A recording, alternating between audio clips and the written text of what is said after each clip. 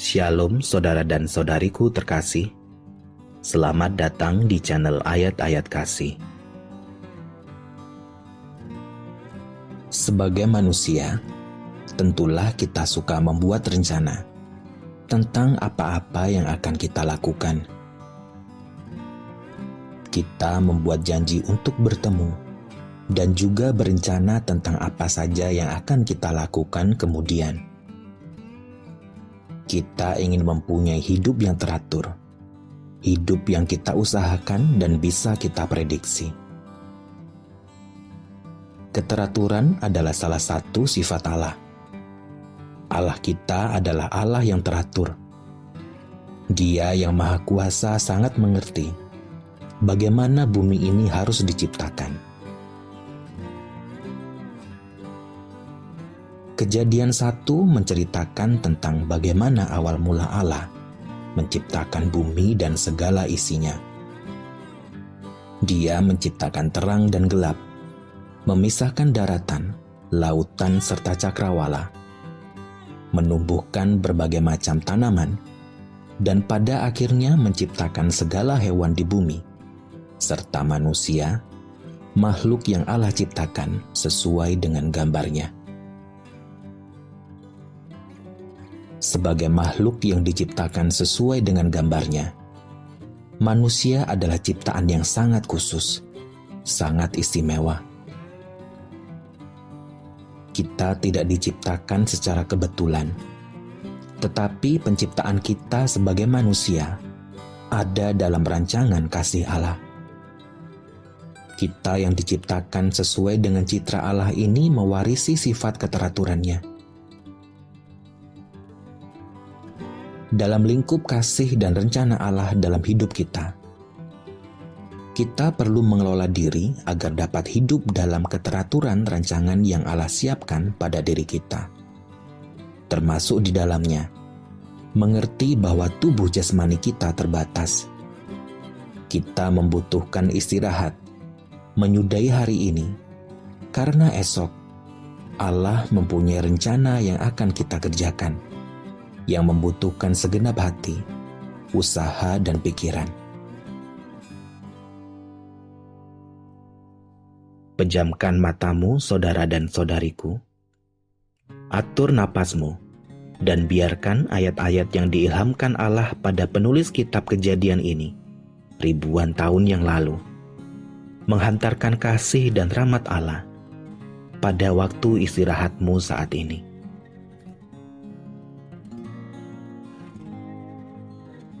Kejadian 1 ayat 1 sampai 31. Allah menciptakan langit dan bumi serta isinya. Pada mulanya Allah menciptakan langit dan bumi. Bumi belum berbentuk dan kosong. Gelap gulita menutupi samudera raya. Dan roh Allah melayang-layang di atas permukaan air.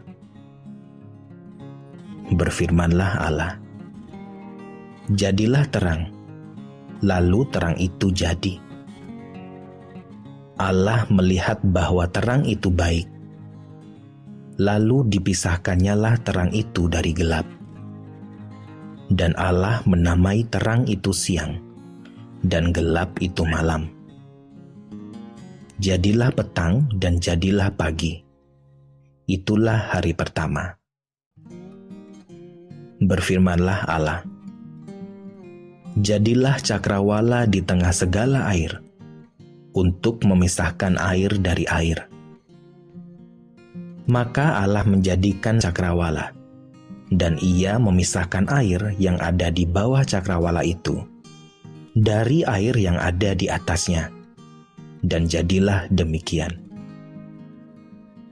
Lalu Allah menamai cakrawala itu langit. Jadilah petang dan jadilah pagi.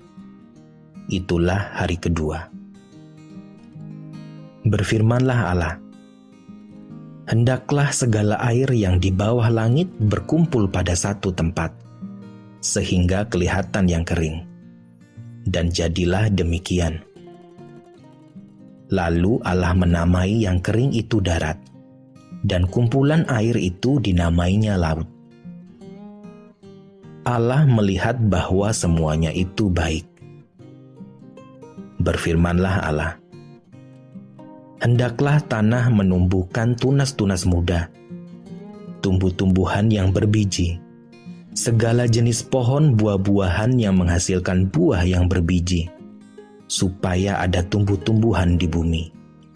Dan jadilah demikian. Tanah itu menumbuhkan tunas-tunas muda, segala jenis tumbuh-tumbuhan yang berbiji, dan segala jenis pohon-pohonan yang menghasilkan buah yang berbiji. Allah melihat bahwa semuanya itu baik. Jadilah petang dan jadilah pagi. Itulah hari ketiga. Berfirmanlah Allah, "Jadilah benda-benda penerang pada cakrawala, untuk memisahkan siang dari malam. Biarlah benda-benda penerang itu menjadi tanda, yang menunjukkan masa-masa yang tetap, dan hari-hari, dan tahun-tahun. Dan sebagai penerang pada cakrawala, biarlah benda-benda itu menerangi bumi." Dan jadilah demikian. Maka Allah menjadikan kedua benda penerang yang besar itu, yakni yang lebih besar untuk menguasai siang, dan yang lebih kecil untuk menguasai malam, dan menjadikan juga bintang-bintang. Allah menaruh semuanya itu di cakrawala untuk menerangi bumi, dan untuk menguasai siang dan malam, dan untuk memisahkan terang dari gelap. Allah melihat bahwa semuanya itu baik. Jadilah petang dan jadilah pagi. Itulah hari keempat. Berfirmanlah Allah, "Hendaklah dalam air berkeriapan makhluk yang hidup, dan hendaklah burung berterbangan di atas bumi, melintasi cakrawala."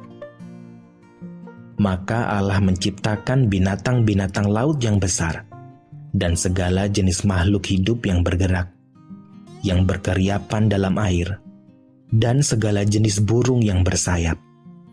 Allah melihat bahwa semuanya itu baik. Lalu Allah memberkati semuanya itu.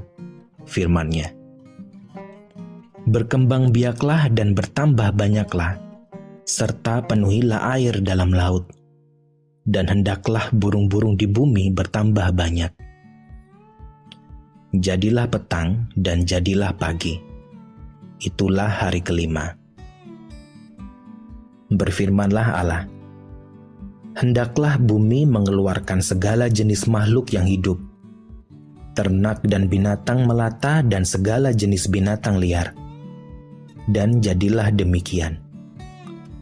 Allah menjadikan segala jenis binatang liar dan segala jenis ternak dan segala jenis binatang melata di muka bumi. Allah melihat bahwa semuanya itu baik. Berfirmanlah Allah, "Baiklah kita menjadikan manusia menurut gambar dan rupa kita, supaya mereka berkuasa atas ikan-ikan di laut dan burung-burung di udara, dan atas ternak dan atas seluruh bumi, dan atas segala binatang melata yang merayap di bumi." Maka Allah menciptakan manusia itu menurut gambarnya. Menurut gambar Allah diciptakannya dia, laki-laki dan perempuan diciptakannya mereka.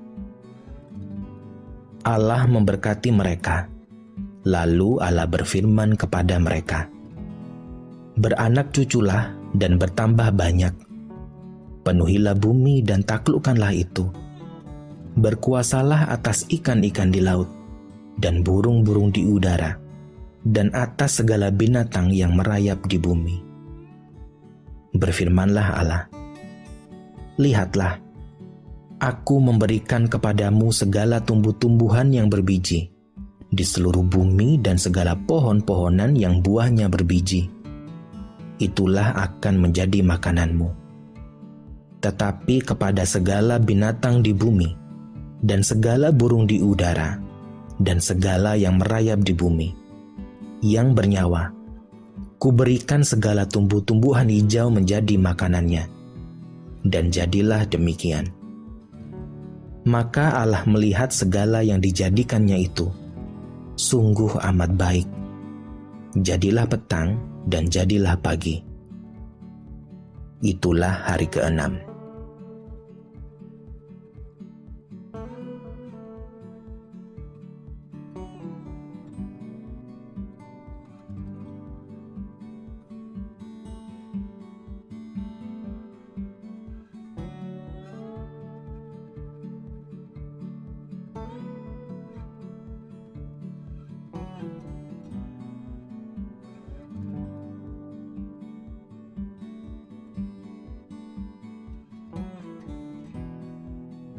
Setelah Allah menciptakan dunia serta segala isinya, termasuk manusia sebagai ciptaan Allah yang sangat istimewa, Allah mau supaya manusia berkuasa atas bumi, serta makhluk lain di dalamnya.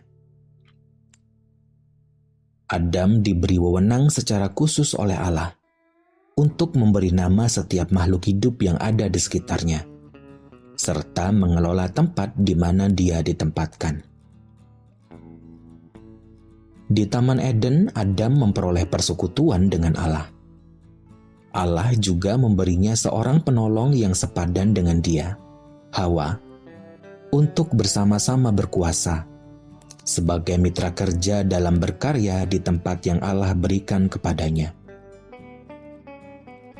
Dalam lingkup penciptaannya, Adam dan Hawa bekerja memenuhi rencana Allah dalam kehidupan mereka berdua. Saudara dan saudariku terkasih, padamu dan padaku, Allah telah memberikan kuasa untuk mengerjakan rancangannya. Pekerjaan kita ada dalam rancangan kasih karunia Allah, ketika dengan rendah hati dan sadar diri kita mengerti bahwa segala sesuatu yang kita kerjakan, kita mengerjakannya seperti untuk Tuhan dan bukan untuk manusia. Allah memberi waktu istirahat untukmu kali ini, saudara dan saudariku. Penuhilah panggilan istirahat ini dalam kesadaran bahwa tubuhmu, bait suci Allah, perlu beristirahat supaya esok hari kau bisa bangun dalam keadaan segar dan mengerjakan kehendak yang Allah sudah siapkan untukmu.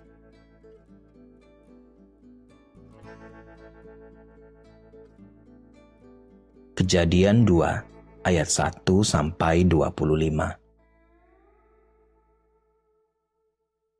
Demikianlah diselesaikan langit dan bumi dan segala isinya.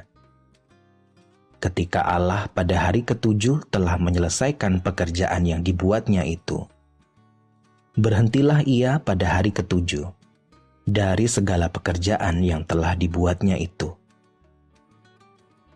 Lalu Allah memberkati hari ke-7 itu dan menguduskannya. Karena pada hari itulah ia berhenti dari segala pekerjaan penciptaan yang telah dibuatnya itu. Demikianlah riwayat langit dan bumi pada waktu diciptakan. Ketika Tuhan Allah menjadikan bumi dan langit, belum ada semak apapun di bumi. Belum timbul tumbuh-tumbuhan apapun di padang. Sebab Tuhan Allah belum menurunkan hujan ke bumi, dan belum ada orang untuk mengusahakan tanah itu. Tetapi ada kabut naik ke atas dari bumi, dan membasahi seluruh permukaan bumi itu. Ketika itulah Tuhan Allah membentuk manusia itu dari debu tanah, dan menghembuskan nafas hidup ke dalam hidungnya. Demikianlah manusia itu menjadi makhluk yang hidup.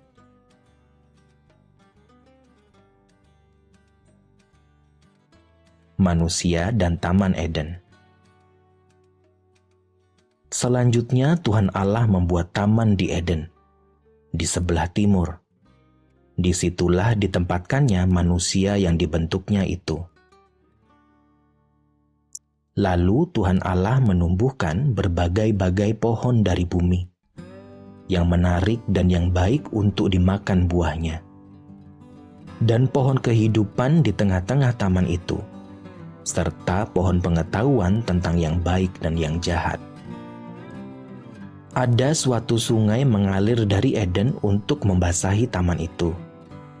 Dan dari situ sungai itu terbagi menjadi 4 cabang.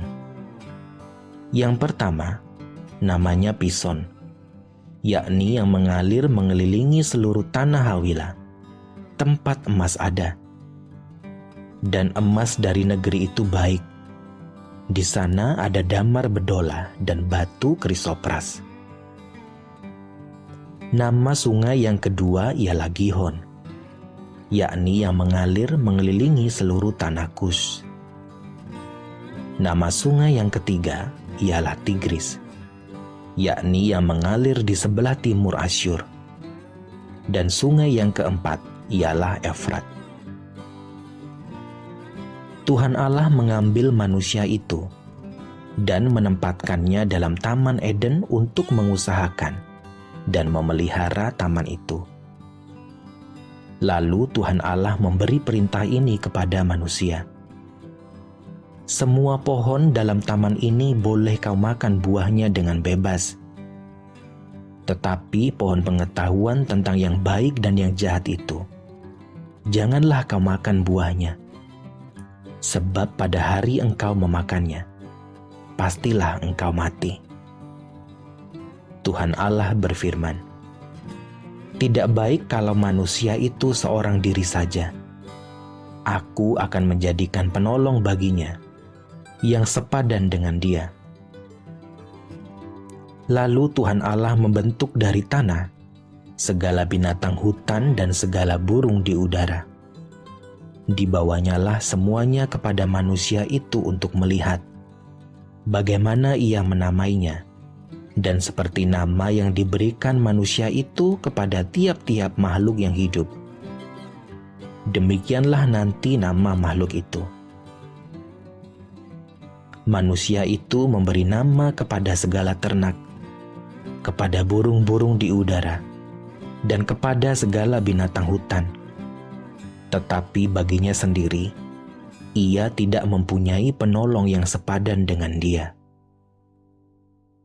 Lalu Tuhan Allah membuat manusia itu tidur nyenyak. Ketika ia tidur, Tuhan Allah mengambil salah satu rusuk daripadanya, lalu menutup tempat itu dengan daging. Dan dari rusuk yang diambil Tuhan Allah dari manusia itu, dibangunnyalah seorang perempuan. Lalu dibawanya kepada manusia itu. Lalu berkatalah manusia itu, "Inilah dia, tulang dari tulangku dan daging dari dagingku. Ia akan dinamai perempuan, sebab ia diambil dari laki-laki. Sebab itu seorang laki-laki akan meninggalkan ayahnya dan ibunya, dan bersatu dengan istrinya, sehingga keduanya menjadi satu daging. Mereka keduanya telanjang, manusia dan istrinya itu, tetapi mereka tidak merasa malu."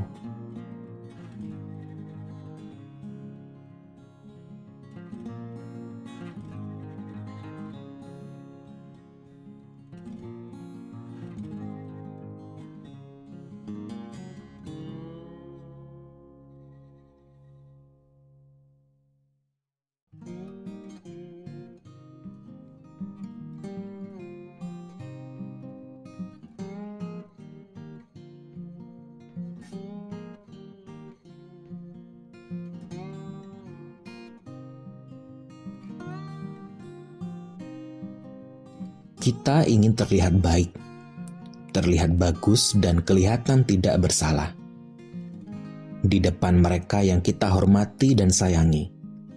Kita ingin menunjukkan sisi-sisi terbaik kita.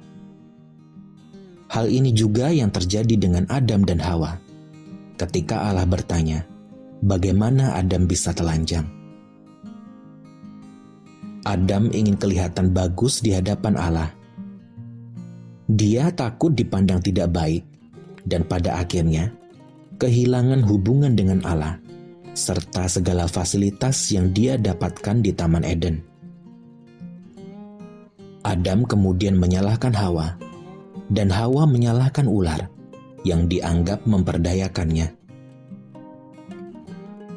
Tapi satu hal yang sudah nyata terjadi. Adam dan Hawa telah melanggar peraturan yang Allah sudah tetapkan. Adam dan Hawa telah keluar dari keteraturan yang Allah sudah anugerahkan kepada mereka berdua. Dalam hidupmu dan hidupku, saudara dan saudariku, kita juga menerima tanggung jawab, kepercayaan yang diberikan oleh orang-orang di sekeliling kita. Ada waktunya ketika kita takut karena kesalahan yang kita buat. Mungkin kesalahan itu kecil, tapi begitu takutnya kita, sehingga kita terkekang dalam rasa bersalah itu.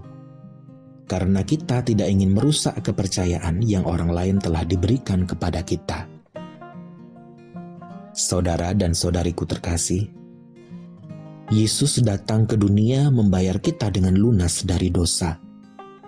Dalam kasih penebusan yang Allah berikan, kita tidak lagi hidup di dalam ketakutan, seperti ketika Adam dan Hawa bersembunyi waktu mendengar suara langkah Tuhan Allah yang berjalan-jalan di Taman Eden waktu hari sejuk. Kasih dan keselamatan Allah membebaskan kita dari rasa takut, untuk kemudian dengan rendah hati mengakui kesalahan dan juga meminta maaf. Pejamkan matamu, saudara dan saudariku. Atur napasmu, dan biarkan ayat-ayat yang diilhamkan Allah pada penulis kitab Kejadian ini, ribuan tahun yang lalu, menghantarkan kasih dan rahmat Allah pada waktu istirahatmu saat ini.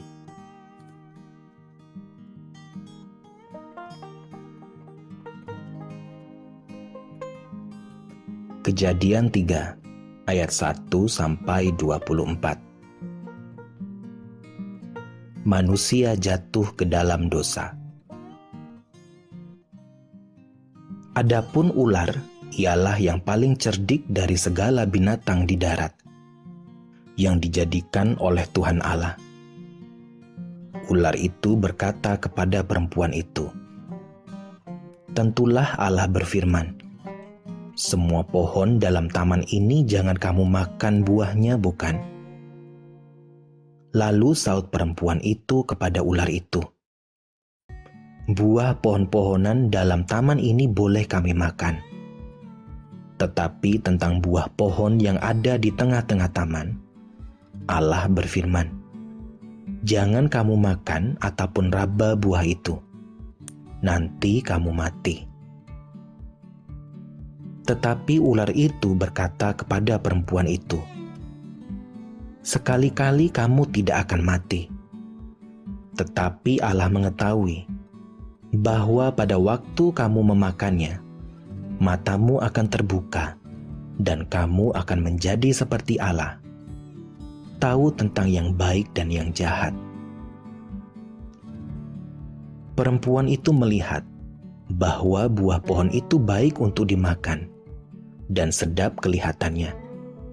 Lagi pula pohon itu menarik hati karena memberi pengertian. Lalu ia mengambil dari buahnya dan dimakannya dan diberikannya juga kepada suaminya yang bersama-sama dengan dia. Dan suaminya pun memakannya. Maka terbukalah mata mereka berdua dan mereka tahu bahwa mereka telanjang. Lalu mereka menyemat daun pohon ara dan membuat cawat. Ketika mereka mendengar bunyi langkah Tuhan Allah yang berjalan-jalan dalam taman itu pada waktu hari sejuk, bersembunyilah manusia dan istrinya itu terhadap Tuhan Allah di antara pohon-pohonan dalam taman. Tetapi Tuhan Allah memanggil manusia itu dan berfirman kepadanya, "Di manakah engkau?" Ia menjawab, "Ketika aku mendengar bahwa engkau ada dalam taman ini, aku menjadi takut karena aku telanjang. Sebab itu aku bersembunyi. Firman-Nya, siapakah yang memberitahukan kepadamu bahwa engkau telanjang? Apakah engkau makan dari buah pohon yang kularang engkau makan itu? Manusia itu menjawab, perempuan yang kau tempatkan di sisiku, dialah yang memberi dari buah pohon itu kepadaku. Maka kumakan. Kemudian berfirmanlah Tuhan Allah kepada perempuan itu, apakah yang telah kau perbuat ini? Jawab perempuan itu, ular itu yang memperdayakan aku, maka kumakan. Lalu berfirmanlah Tuhan Allah kepada ular itu, karena engkau berbuat demikian, terkutuklah engkau di antara segala ternak dan di antara segala binatang hutan. Dengan perutmulah engkau akan menjalar, dan debu tanahlah akan kau makan seumur hidupmu. Aku akan mengadakan permusuhan antara engkau dan perempuan ini, antara keturunanmu dan keturunannya. Keturunannya akan meremukkan kepalamu, dan engkau akan meremukkan tumitnya. Firman-Nya kepada perempuan itu, susah payahmu waktu mengandung akan kubuat sangat banyak. Dengan kesakitan engkau akan melahirkan anakmu. Namun engkau akan berahi kepada suamimu, dan ia akan berkuasa atasmu. Lalu firman-Nya kepada manusia itu, karena engkau mendengarkan perkataan istrimu, dan memakan dari buah pohon yang telah kuperintahkan kepadamu, jangan makan daripadanya, maka terkutuklah tanah karena engkau. Dengan bersusah payah, engkau akan mencari rezekimu dari tanah seumur hidupmu. Semak duri dan rumput duri yang akan dihasilkannya bagimu, dan tumbuh-tumbuhan di padang akan menjadi makananmu. Dengan berpeluh engkau akan mencari makananmu, sampai engkau kembali lagi menjadi tanah. Karena dari situlah engkau diambil, sebab engkau debu, dan engkau akan kembali menjadi debu. Manusia itu memberi nama Hawa kepada istrinya, sebab dialah yang menjadi ibu semua yang hidup. Dan Tuhan Allah membuat pakaian dari kulit binatang untuk manusia dan untuk istrinya itu, lalu mengenakannya kepada mereka. Berfirmanlah Tuhan Allah, sesungguhnya manusia itu telah menjadi seperti salah satu dari kita, tahu tentang yang baik dan yang jahat. Maka sekarang jangan sampai ia mengulurkan tangannya dan mengambil pula dari buah pohon kehidupan itu dan memakannya, sehingga ia hidup untuk selama-lamanya. Lalu Tuhan Allah mengusir dia dari Taman Eden, supaya ia mengusahakan tanah dari mana ia diambil. Ia menghalau manusia itu, dan di sebelah timur Taman Eden, ditempatkannya lah beberapa kerub dengan pedang yang bernyala-nyala dan menyambar-nyambar, untuk menjaga jalan ke pohon kehidupan.